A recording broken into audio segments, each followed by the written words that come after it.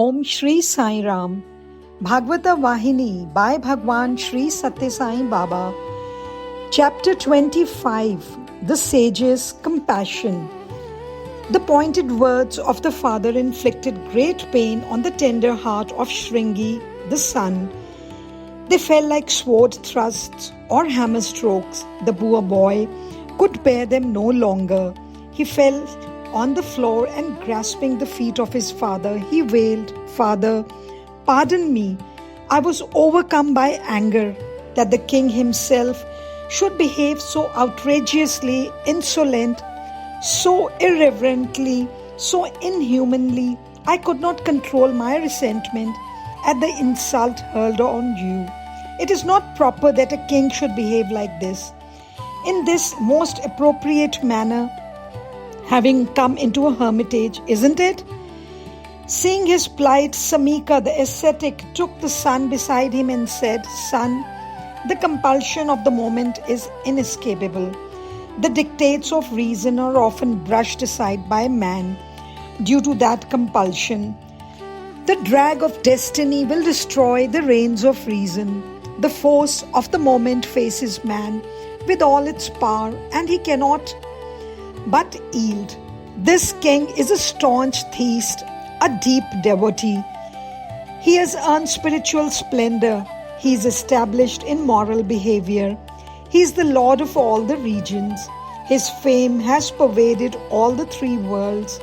He is served always by thousands of loyal men and minds. When he leaves his mansion and moves out, he is accompanied by many guards who await with folded hands and eyes fixed on him, his least command, so that they may win his favor by executing them to his satisfaction. As soon as he enters a kingdom, the ruler thereof accords him a glorious welcome, offers him magnificent hospitality and respectful homage. A person accustomed to this rich routine was naturally shocked when he did not receive any sign of welcome here. He was not even recognized and respected. The neglect was so serious that he did not even get a cup of water to alleviate his thirst. He was torn by the pangs of hunger and of humiliation, for there was no response even though he called out many times. So, unable to bear the agony and the shock, he was led to commit this improper act. Of course, it is a fault, but just for this small misendeavor.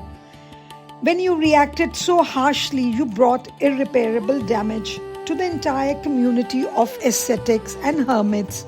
Alas, what a terrible calamity have you called down." The aged hermit closed his eyes and sat silent for a while, seeking some means by which the king can be saved from the curse. Finding none and realizing that God alone can set such things right, since He is all powerful and all knowing, he prayed with all his heart, "O refuge of all the worlds, this immature little boy with no knowledge of right and wrong, of what is one's duty and what is not, prompted by ignorance, has committed this great blunder, harmful to the king. Pardon this boy or punish him, but promote the welfare of the king." The hermit opened his eyes. He saw the ascetics and the young comrades of his son who stood around him. In sadness, he told them, "Did you notice the injury that my son has perpetrated? It is not right that we, hermits, should insult and injure the king who is the guardian and guide of humanity. Therefore, I request you all to pray God that the king should come to no harm and that only auspicious things be added unto him." When Rishi Samika directed them thus, an aged monk rose from the group. He was the very picture of peace and resignation. He said, "Great soul, you are showering such profuse grace on this king. The person who pronounced this curse is your own son. Surely your spiritual attainments are much higher than your son's, and you can achieve anything through them. Why then are you so much concerned about the curse that this boy hurled at the king? You can make it ineffective, can't you?"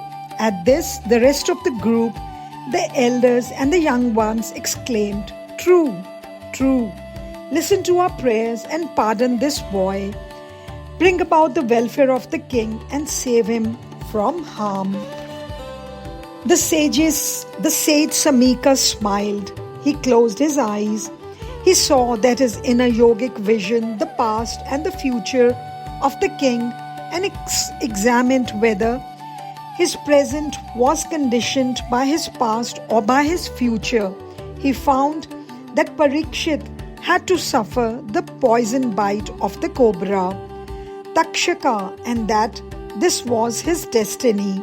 He felt that trying to save him from this end will be going counter to the dictates of divinity. He realized that the misbehavior of the king and the angry reaction of his son were both the consequences of that compulsive urge. He concluded that only God, the artificer of all resolutions and achievements, can modify events, and that any effort on his part would amount to an exhibition of egoism. He knew that egoism is the deadliest foe of hermits, but yet he did not amass his undoubted strength against it and destroy it completely. He decided to render what little help he could to the unfortunate king of the realm. Opening his eyes, he looked on all four sides to select a clever disciple of his from among the gathering. At last, he called one student to him and said, "You must proceed immediately to Hastinapur and return. Prepare yourself for the journey and come to me again." The student replied, "I am ever ready to obey your command. What have I to do with preparations? I am ever prepared. I can start this very moment. Tell me what I have to do there." With these words, he fell at his feet and offered his obeisance. The sage rose from his seat and took the students into the inner apartment. He told him in detail all the points that he had to inform the king. Then the student fell at the master's feet and set out towards the capital. Meanwhile, the king had reached his palace, and after a short rest, he awoke into a realization of the enormity of the wrong that he had done at the hermitage. Alas, into what depths of foulness did my mind fall?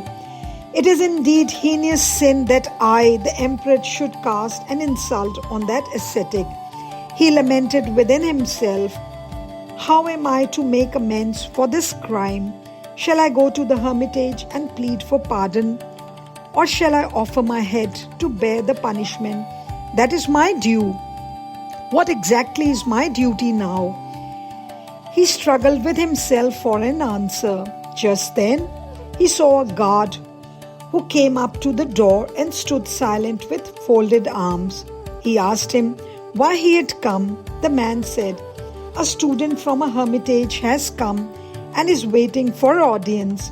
He says he has been sent by the sage Samika. He says his message is very urgent and important. He is in a great hurry.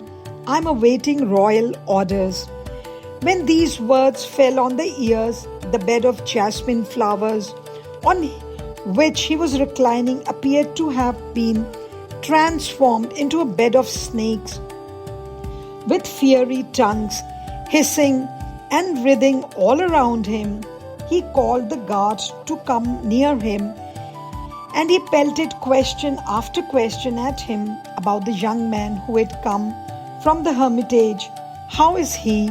Does he appear sad or angry? Or is he brimful of joy and equanimity? The guard replied, "O king, the sage's son, who has come to have your audience, is quite calm and peaceful.